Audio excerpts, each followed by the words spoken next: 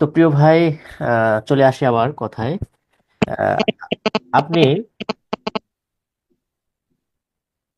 সংগঠনের সাথে জড়িত হয়েছেন কত সাল থেকে?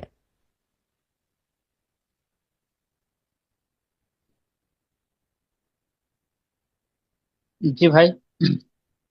সংগঠনের সঙ্গে আমি জড়িত হয়েছি। কত সাল থেকে? আহ, আচ্ছা, আমি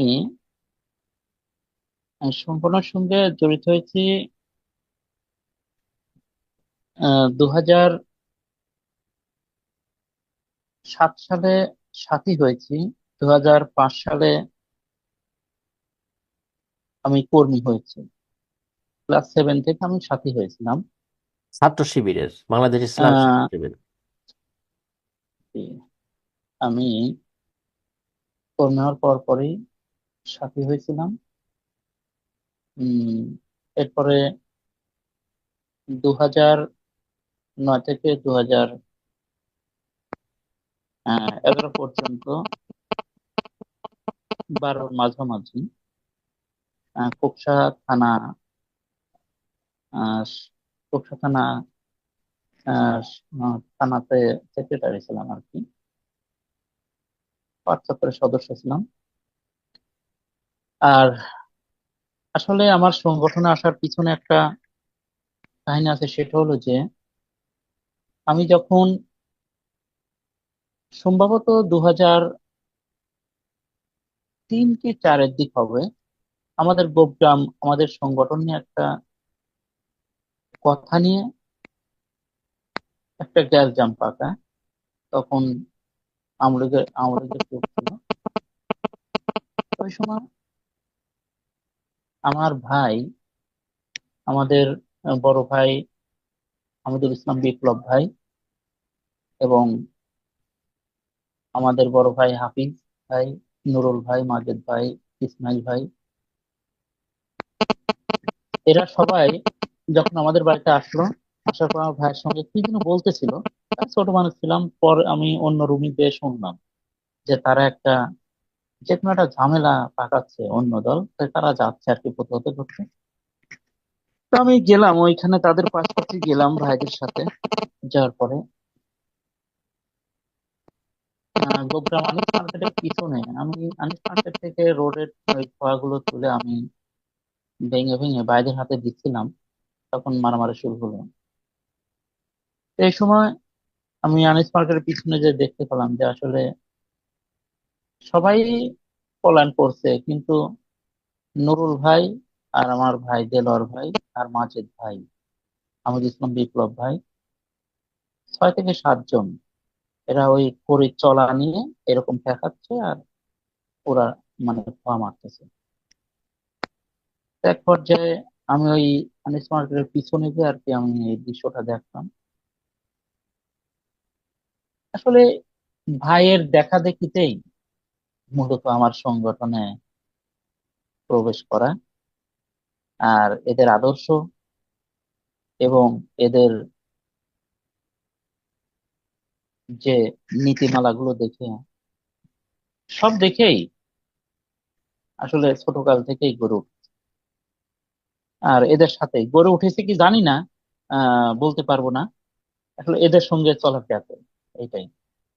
জি প্রিয় ভাই, একজন মুসলিম পানি পান করবে কোন পন্থায়, খাদ্য কিভাবে গ্রহণ করবে, পোশাক কি ধরনের পরিধান করবে, এটাও ইসলামী সংস্কৃতির মধ্যে পড়ে। এবং ইসলামী সংস্কৃতির মধ্যেই আনন্দ বিনোদন কোন পর্যায়ে কতটুকু কিভাবে করতে হবে তার বিশদ বিবরণ ইসলাম তাকে দিয়ে রেখেছে। প্রিয় বন্ধুরা, আহ, ইসলামের কালচারালটা অত্যন্ত পুত পবিত্র। এখানে অসুস্থ কোনো সংস্কৃতির স্পর্শ এখানে নেই, এখানে কোনো অশ্লীলতা নেই। ইসলামী সংস্কৃতিটাই হচ্ছে পুত পবিত্র। তো প্রিয় ভাই, কথা হবে আবার। আসুন আমরা দ্বিতীয় গান শুনি। জি প্রিয় ভাই, কোন গানটি গাবেন এখন? জি ভাই, আমি এখন যে আপনাদের গানগুলো শোনাবো,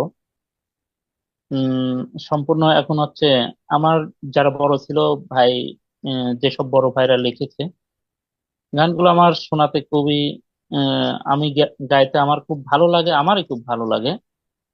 এবং যখন আমি একা একা বসে থাকি এটা নিয়ে খুব প্র্যাকটিস করি, বা গাইতে মনের কাছে আনন্দ লাগে। সে হলো, এর আগেও আমি আপনাকে এই গানটি শুনিয়েছিলাম মন কয়েকদিন। সেই গানটি আবারও গিয়ে আপনাদেরকে শোনাবো। সেটা হলো, যখন আমার ভাই সংগঠন করতো ওই সময় হচ্ছে আপনার তোফাজ্জল ভাই ছিল। ভাই সেনাবাহিনীতে চাকরি করে এখন। আহ ভাই গানটি লিখেছিল ওই দুর্দিন সময়ে, এই গানটি তিনি লিখেছিলেন। আর সেই গানটি যেহেতু আমার খুবই ভালো লাগে, ইনশাল্লাহ আপনারা শোনেন, আমি গিয়ে শোনাচ্ছি।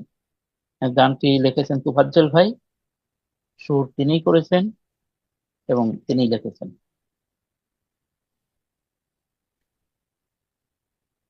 আল্লাহ তোমারি জমি,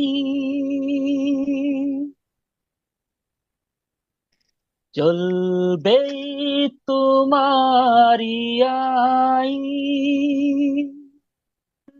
থাকিবে না বাতিল অত্যাচারী, থাকিবে না জুলুম আর বেঈমানি। আল্লাহ তোমারি জমি, চলবে তোমারি আইন, থাকিবে না বাতিল অত্যাচারী, থাকিবে না জুলুম আর বেঈমানি। আল্লাহ তোমারি জমি, এসো হে ভাই, এসো এসো, শহীদি তামান্না বুকে নিয়ে, এসো হে ভাই, এসো এসো, শহীদি তামান্না বুকে নিয়ে, ইসলামী আন্দোলনে যোগ দিন, চলবে তোমারি আইন, থাকিবে না বাতিল অত্যাচারী, থাকিবে না জুলুম আর বেঈমানি। আল্লাহ তোমারি জমি, সাগর নদী পাহাড় পেরিয়ে চলবো সত্তর সায়ানি রে। সাগর নদী পাহাড় পেরিয়ে চলবো সত্তর সায়ানি রে, থাকবে না আর দুঃখ কোনো, পাই যদি পর পারে জামিন, চলবে তোমারি আইন, থাকিবে না বাতিল অত্যাচারী, থাকবে না জুলুম আর বেঈমানি। আল্লাহ তোমারি জমি,